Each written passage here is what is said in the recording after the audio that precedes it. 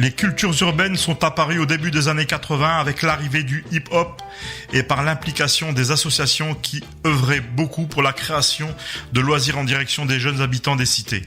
Je suis allé interviewer les responsables de l'association So Street pour qu'ils me parlent de l'événement qu'ils vont organiser le 14 et 15 mai 2016 à la salle Ouattremé à Roubaix. Alors moi c'est Hervé Kakies, je suis auteur-interprète, rappeur entre guillemets, et je suis responsable artistique chez So Street.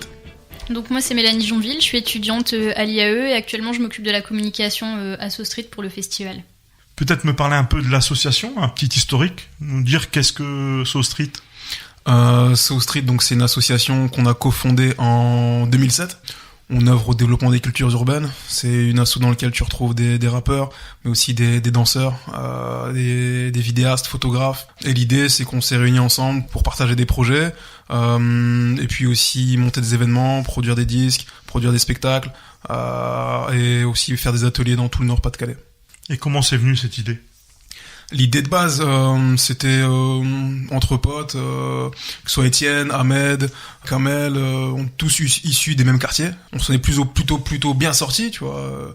Lui, il est médecin aujourd'hui, Kamel, docteur en sociologie, Étienne, il est contrôleur de gestion. On s'est dit bon, on aime bien les musiques urbaines, on aime bien la danse, tout ça. Moi, j'avais l'idée de faire un studio aussi, du coup. On s'est réunis autour d'une table, on dit bien, on peut créer So Street et rassembler autour de l'idée que créer, c'est exister.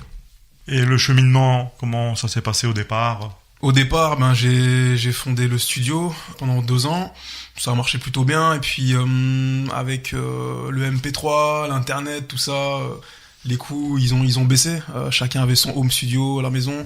Du coup, on a plus travaillé les ateliers. En parallèle, les danseurs, ils montaient pas mal d'événements, tout ce qui était danse, tout ce qui était battle, etc. Et petit à petit, on a chopé un mécénat avec le LOSC en 2011. Ça a mis un gros coup de projecteur sur l'asso. Grande cause du LOSC 2011. En plus, ils ont fait le doublé Coupe Championnat. De là, la ville a reconnu notre travail aussi, que ce soit au niveau des ateliers, au niveau des événements, au niveau de la production, l'État aussi. Du coup, on a eu un gros soutien. On arrive à la condition publique en 2009, donc nos locaux sont là-bas. Et depuis 2009, 2011, c'est bien développé, que ce soit le projet d'action culturelle, que ce soit les projets outre-Atlantique aussi à New York, Tour de France avec les fonds européens. Qu'est-ce qu'on a fait de sympa aussi, le festival Printemps Hip Hop, qui au bout de 4 ans se transforme aujourd'hui en So Street Weekend. Mais c'est une ascension fulgurante.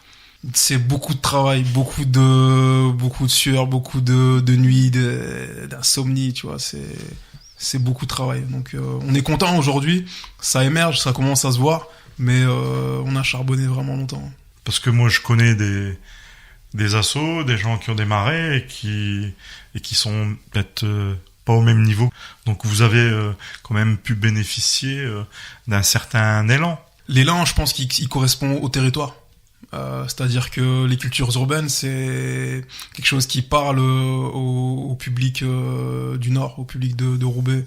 Du coup, c'est quelque chose qui s'est fait presque naturellement. Une fois que on nous a fait confiance, dans la mesure où les gens étaient compétents, les gens avaient la culture, les gens avaient le réseau, il suffit juste d'un peu de moyens et surtout donner sa chance et donner confiance. Et derrière, ça s'est fait naturellement. Et vous avez travaillé en termes de partenariat avec des partenaires locaux comme des partenaires d'une autre dimension ?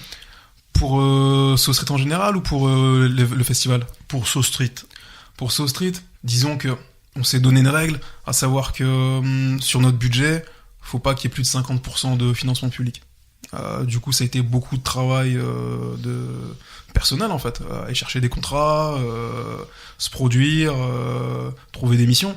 Et le reste, c'est 50%, on va dire, public. Une partie de mécénat. Par contre, le mécénat, on va dire l'inconvénient, c'est que c'est du one shot.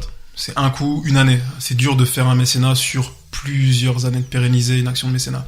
Non, on a quand même eu un soutien des collectivités. Hein. Là-dessus, c'est indéniable. Et donc autour de ça, donc vous avez énormément communiqué.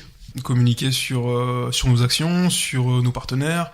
Parce que, bon, c'est quand même un juste retour, quoi. On forme une équipe. Du coup, c'est du gagnant-gagnant, que ce soit pour la région, pour Roubaix, pour nous, pour les groupes qu'on accompagne, pour tout le monde.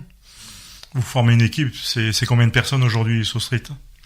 So Street, il y a 4 salariés, ils sont pas tous à temps plein, il n'y en a aucun à temps plein. T'as 5 bénévoles au conseil d'administration, t'as une dizaine de bénévoles sur l'année, et ensuite t'as une quarantaine d'adhérents et plus ou moins 1000 sympathisants. Et quand vous parliez budget tout à l'heure, donc si j'ai bien compris, vous avez une partie de prestations, c'est bien ça? Tout à fait, ouais, sans quoi on pourrait pas vivre. Les subventions, c'est juste pour l'action culturelle. Donc aujourd'hui, vous êtes venu pour nous parler d'un projet. Vous pouvez nous dire en quoi consiste ce projet? Donc c'est le So Street Weekend, donc ce sera le 14 et 15 mai à Roubaix à la salle Ouattremé. Donc le principe en fait c'était de créer une sorte de village dédié aux cultures urbaines pour faire découvrir un peu tout cet univers parce qu'il est vraiment divers et varié. Et... Donc par exemple on va retrouver des showcases, des DJ sets, il y aura aussi des battles de danse, des expositions d'artistes, des réalisations live, mais aussi du sport avec un skatepark, du basket, un défilé de mode. Donc il y aura vraiment beaucoup d'activités. Et le but ce sera d'attirer les gens donc, qui viendront par exemple pour le showcase.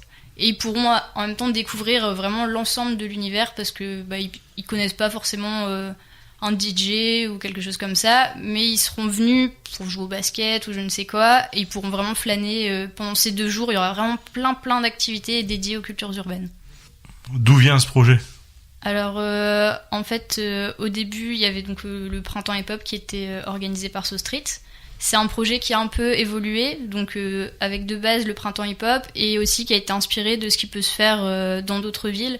Par exemple sur Paris il y a le Paris hip-hop, il y a le B-Street, il y a aussi d'autres associations qui organisent ça autour du monde, mais dans le Nord-Pas-de-Calais il n'y avait aucun événement qui regroupait vraiment toutes les cultures urbaines. Puis on était partenaire d'un événement qui s'appelle Eurobattle pendant 3 ans, qui se déroulait à Porto, qui nous a beaucoup inspiré pour monter le So Street Weekend, parce que c'était vraiment leur particularité. Nous on était partenaire du battle de danse, et quand on arrivait là-bas, on était plongé dans une foire culture urbaine qui était juste démentielle. Que ce soit les défilés de mode, les tatouages, les tournois de skate, les tournois de basket, les boutiques, les jeux en vidéo en réseau, c'était juste énorme. Je crois qu'il y avait 10 000 mètres carrés. 3 jours d'événements, plus de 20 000 personnes. Ça nous a inspiré, on s'est dit tiens, si à Porto ils arrivent à le faire, il faut qu'on s'en inspire, qu'on rapporte quelque chose de ce qu'on a vu en fait, pour le Nord. Mais c'est vrai que c'est impressionnant, parce que c'est pas des choses qu'on a l'habitude de voir. Ouais, non c'est vrai. Puis comme on est dans une ère où on veut toujours plus du divertissement, on se lasse vite. Là, voir tous ces mini-stands, ces mini-animations, enfin mini qui sont quand même pas négligeables, ça permet au public de pas s'ennuyer en fait. En termes d'organisation, comment ça se passe quand vous devez gérer un tel événement? En termes d'orga, c'est simple, on a une super équipe. Ils ont recensé les bénévoles hier, on est à plus de 60. Du coup, ça multiplie les forces, ça multiplie les bras, les idées. Il y en a, moi je m'occupe de tout ce qui est programmation, mais pour tout ce qui est communication, on a Mélanie, Laura à la régie, Léna à la production, plus les référents de chaque pôle, que ce soit le référent skate, le référent basket qui est Saher, Jérémy pour l'expo, Luc pour les boutiques éphémères. Donc tous ces référents qui s'occupent de leur spécialité, plus les bénévoles, font que, en termes d'orga, bon c'est la première, hein, je croise les doigts, mais en termes d'orga ça va, on est bien aidés. Et la coordination de tout ça? La coordination de tout ça, ben c'est nous, hein, Laura, Mélanie, moi, pendant 2 mois quoi, à charbonner là-dessus, ouais, tous les jours quoi. Et c'est vrai que ça doit prendre beaucoup de temps et beaucoup d'investissement. Oh oui. Laura n'a pas dormi. Que ce soit, bon, on parlait de l'organisation, mais après que ce soit aussi, il faut trouver les moyens financiers pour porter un tel projet. Là-dessus, on a eu de l'aide, on a bien été soutenu.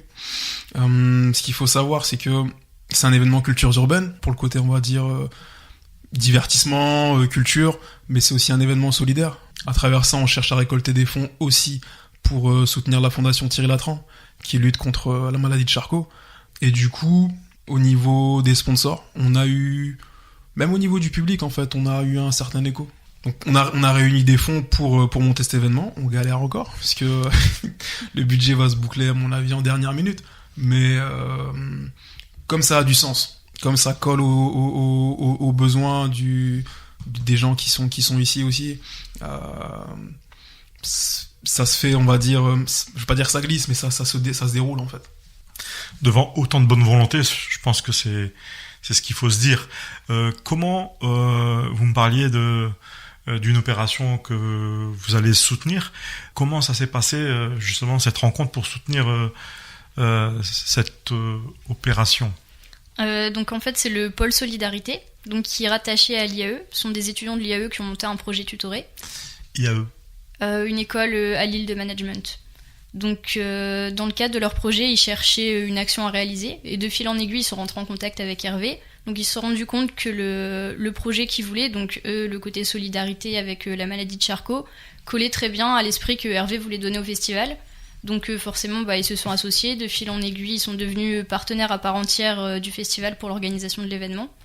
Et maintenant, ils soutiennent et ils prennent vraiment parti pour toute l'organisation. Et pourquoi la fondation Thierry Latran? C'est que le père d'une de nos bénévoles est atteint de cette maladie. Du coup, c'est elle qui nous a sensibilisés à la fondation, et ça faisait écho aussi un peu aux cultures urbaines, dans le sens où c'est une maladie qui chaque jour réduit la mobilité du patient. Du coup, dans la mesure où les cultures urbaines, ça appelle au mouvement, le fait de jour en jour perdre la mobilité, ça faisait un contraste qui pour nous avait du sens, et du coup on s'est dit il faut y aller quoi. On va peut-être rappeler la date de l'événement, le lieu, l'horaire. Donc ce sera le 14 et 15 mai à Roubaix, à la salle Ouatremet, à partir de 14h jusqu'à environ 22h. Et c'est gratuit. Si vous êtes intéressé par les actions de l'association So Street, vous pouvez aller sur leur site www.sostreettoutattaché.net. Réalisation Christian Lazaoui pour Radio Pastel. Une émission proposée dans le cadre des productions coopératives des radios associatives du nord de la France. Une coopération qui a reçu le soutien de la région Nord-Pas-de-Calais.